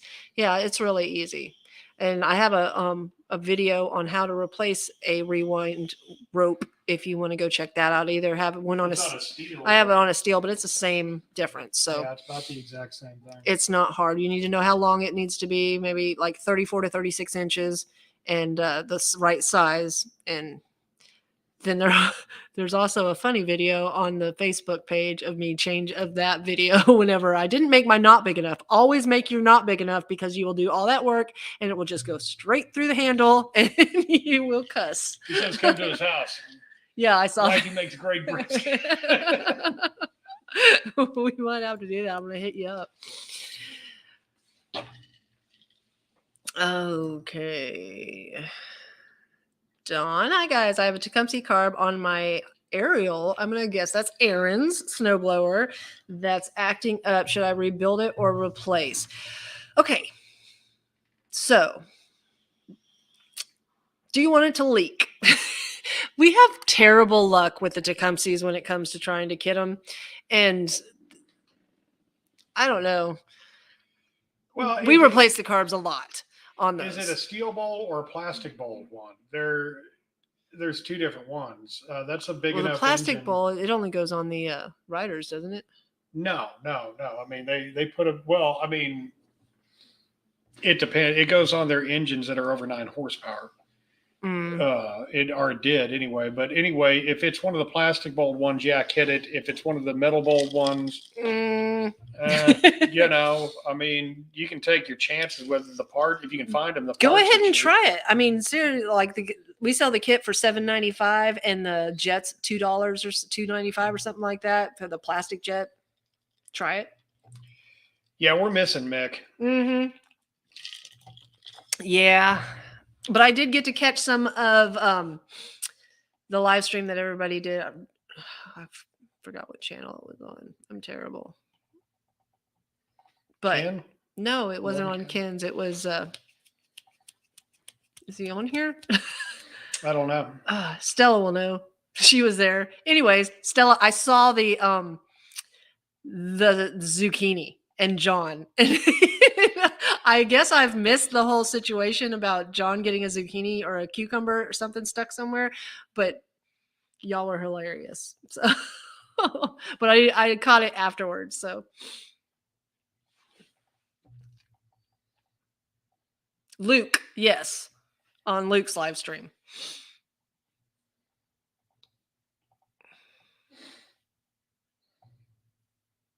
All right. We got 371 still in the house. Thank you all so much for hanging out with us on this I don't even know how high Sunday we got evening. at one time. We'll find out after we shut it down. Yeah. Which we're getting ready to have to because it is kiddos got school tomorrow and we have to go to work. Yeah.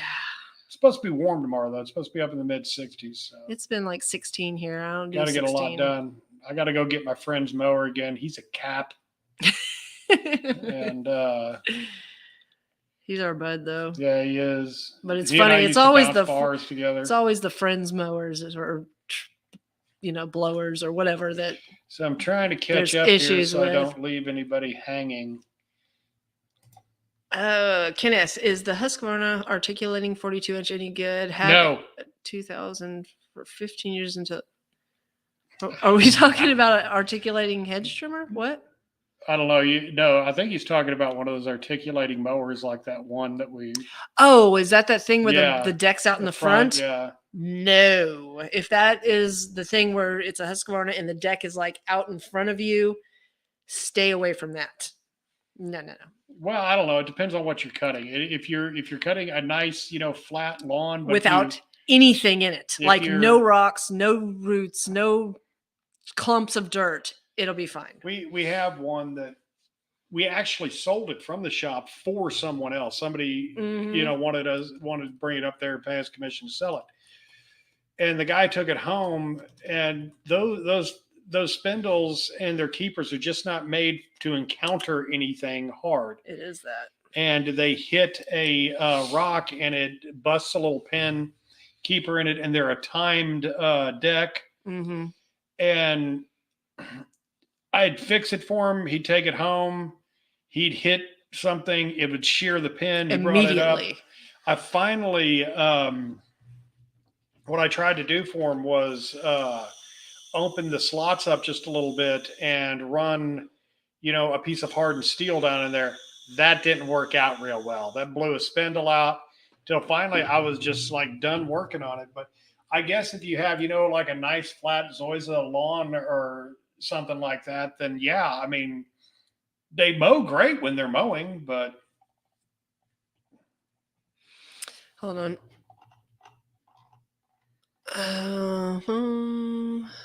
That guy asked, what is your thoughts on the Echo 265 LN backpack blower? I bought one for my 12-year-old son. He thinks it doesn't run right because it's quiet. It's actually a really good blower, especially for a young person. And they aren't going to think, anybody, it's with it being an LN, that's low noise. So it does have, that beefed up muffler on it, and it doesn't sound like it's running at high RPMs as it should. Now, the problem with it is literally a handheld blower put on a backpack, like a strap. So it doesn't have a lot of power. So, and it's like $279. So I really stay away from selling those to anybody because I don't want them to not be happy with the performance, because you can get a handheld blower with the same cc's of power for $149. And if you spend $329, you can get the PB580 backpack blower, which has like 30 cc's more power, and it's awesome. So it's really a handheld blower on a backpack, so that it might not be as powerful as he really needs if he's wanting to get a job done. So I have an Echo. GJ Young says, I have an Echo Tiller TC210, sat for several years, can't get it started.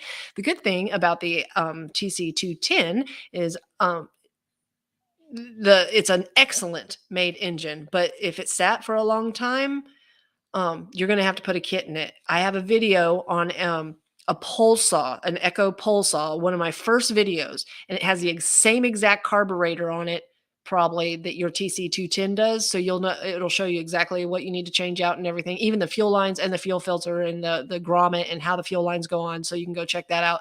And that's one good thing about like the tiller, the pole saws, the trimmers, everything. It pretty much has the same design and same carburetor for all those years. So check it out. It'll tell you how to fix it. Because my bolt, come see, buy a new carburetor. Yeah. I mean, get an aftermarket and just Yeah, pop it on Don there and be Nevco. done. Yeah. Yep. So Jake, I love Jake Lee. I like Jake Lee's new stuff better than I like the stuff that he did with Ozzy. Jake Lee is just really kind of a fascinating guitar player. I wish that he would have not gotten so upset about not being in Ozzy anymore and really gone forward with his career a little bit better.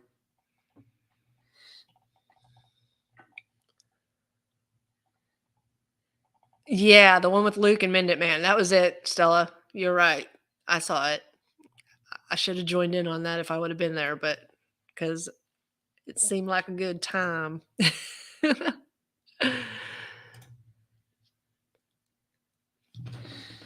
Need to get a pressure wire. It depends on what you need to do. I mean, the engines for stuff like that, high use engine, really I suggest Kohler or Honda. And the new Kohlers look like Hondas, don't they? Yeah, they do. They look much like Hondas. Exactly like a Honda. The pumps, most of the pumps, unless you're buying a full out $4,000 commercial one, are pretty much the same. You're going to get what you pay for. Just take care of it. I mean, be very careful with it. And, see you later, Steve.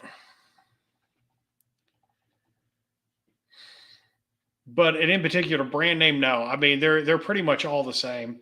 It doesn't matter if you're getting a DeWalt or really even a Generac. Generac has their engines on it. They're okay though, but they're all pretty much using the same pumps. So,